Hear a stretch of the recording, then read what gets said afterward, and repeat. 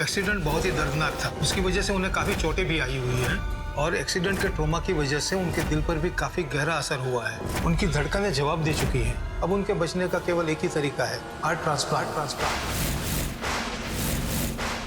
आप मुझे रोक नहीं पाएंगे। मैं अपने नरेन के लिए हर तूफान से टकराने के लिए तैयार हूँ।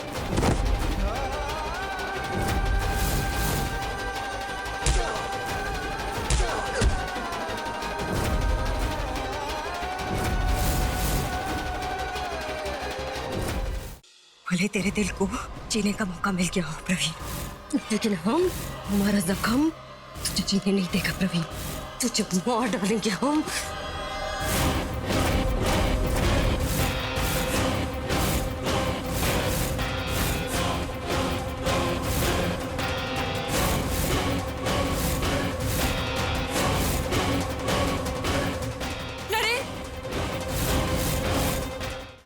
एक बार बचा लिया ईश्वर ने, लेकिन बार बार नसीब तो हर साथ न देगा।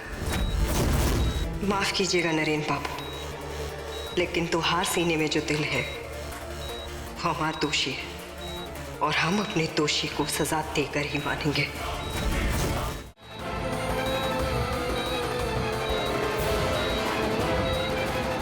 नरेन,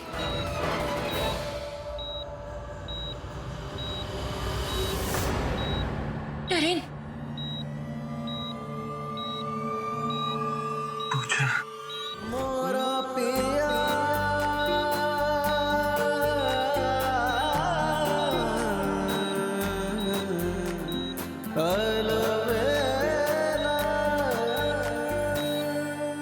मैंने अभी हमें कोई शक नहीं। अब आप आराम करेंगे। मैं बाहर से डॉक्टर्स और बाकी सबको बुला कर लेकर आती हूँ। पता है आपको, दादाजी और पापा आपके उठने का कब से इंतजार कर रहे हैं।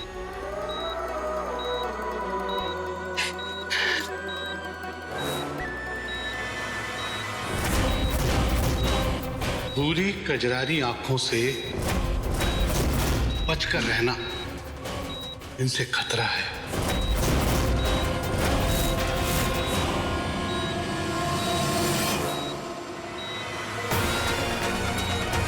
डॉक्टर साहब,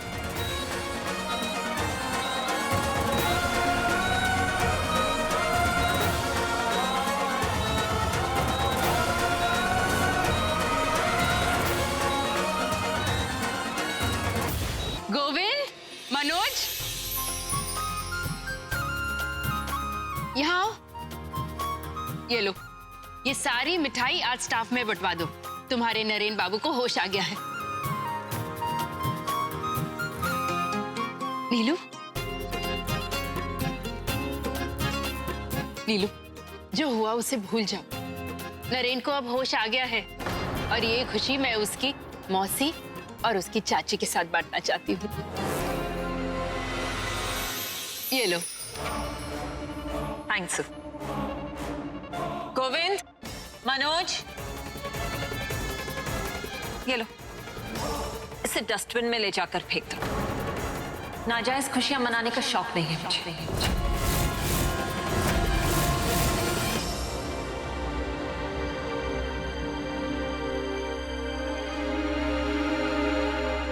आंटी जी, मुझे नहीं खिलाएंगी मिठाई?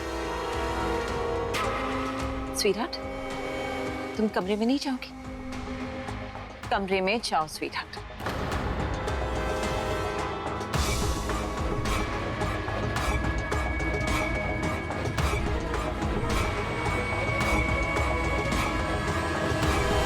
जानती हो पूजा, उस दिन जब मैंने एक्सीलेटर को प्रेस किया था,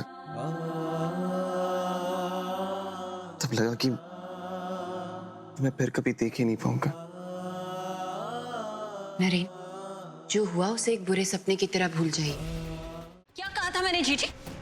हमेशा आपके और मेरे बेटे बहू की प्रॉब्लम होती है।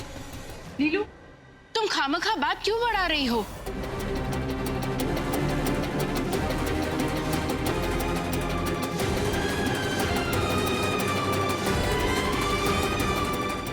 कोई बात नहीं बेटा, तुम खुद ही इतनी परेशान थी, शायद भूल गई होगी।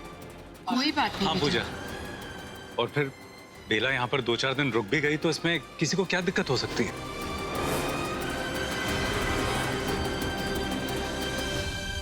अब एक्चुअली सुप्रिया, बेला के पास रहने के लिए कोई घर नहीं है, तो हमने सोचा कि अगर वो हमारे घर के आउट हाउस में रह लेगी तो इसमें हर्जी क्या है। बेला के लिए इतना तो कर ही सकते हैं।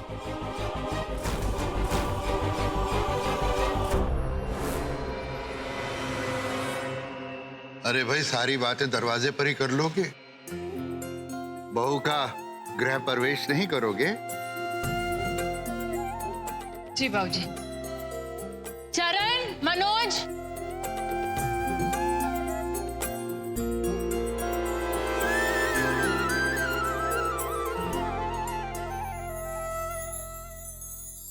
अब तुम दोनों एक साथ अपना दाहिना पैर आगे बढ़ाओ और इस घर को फिर से अपना बना लो।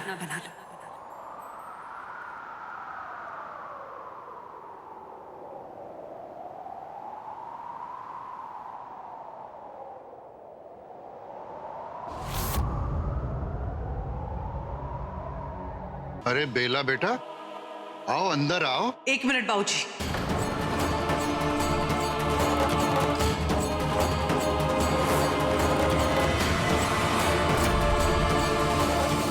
इस लड़की के पैर इस घर में नहीं पड़ेंगे।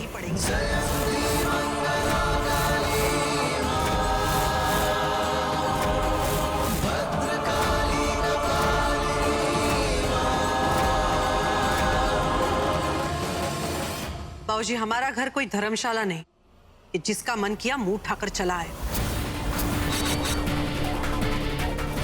हर्षा, ये तुम ऐसी बात क्यों कर रही हो? मत भूलो कि बेला ने अगर हिम्मत नहीं दिखाई होती तो आज तुम अपने लाडले भतीजे को खो चुकी होती। पर जीजू, उस दिल के बदले आप इन्हें बैग भरकर पैसे दे चुके हैं, तो फिर आप सब इसे एहसान क्यों बना रहे हैं? एग्जैक्टली मॉम, व्यास एम्पायर ऑलरेडी 1 करोड़ रुपए खर्च कर चुका, वो भी एक नाजायज खून पर।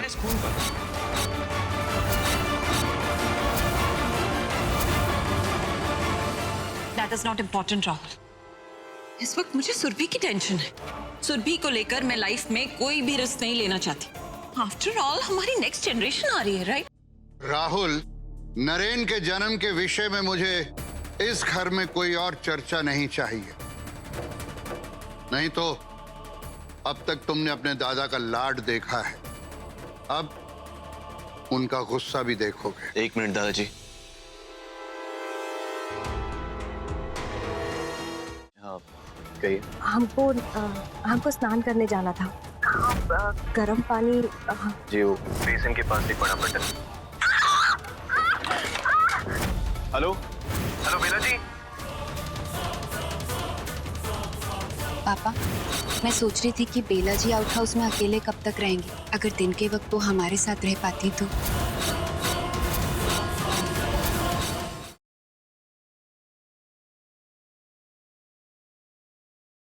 ऐसा मंजली के लिए क्या कर सकते हैं कि उसे फिर से इस जमाने के ताने ना सुनने पड़े। मैं जानती हूँ कि तुम उसकी प्रॉब्लम सॉल्व करने के लिए हमेशा हो, लेकिन चाची भी सही है ना। मुझे एक बात समझ नहीं आ रही, ये जो लोग आए थे इनको कैसे पता चला मेरे बारे में? हमारे अलावा सिर्फ भाभी के घर वालों को ये बात पता है। हमेशा नहीं रहेंगे ना हम लोग उसको प्रोटेक्ट करने के लिए।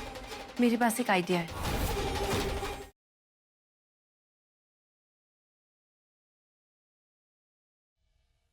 सब खत्म हो गया ना?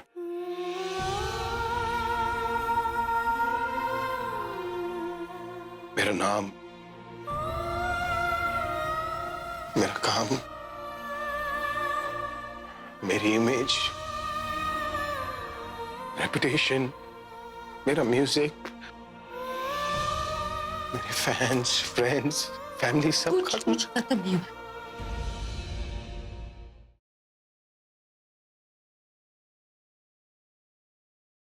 वैसे एक खुशखबरी देनी थी आप लोगों को। प्लीज प्रीता जी, आपने बताया कि नहीं?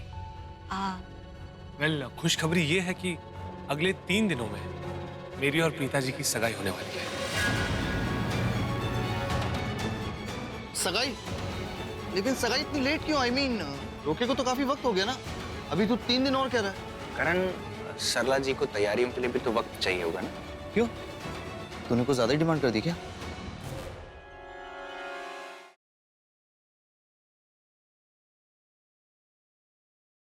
चुनौतियों से भरे इस सप्ताह में कल शाम 7 बजे देखिए वचन लो अर्जुन कि तुम इस अधूरे रिश्ते को पूरा करोगे और ये वचन तुम बहुरानी की मांग में सिंदूर भर कर लोगे।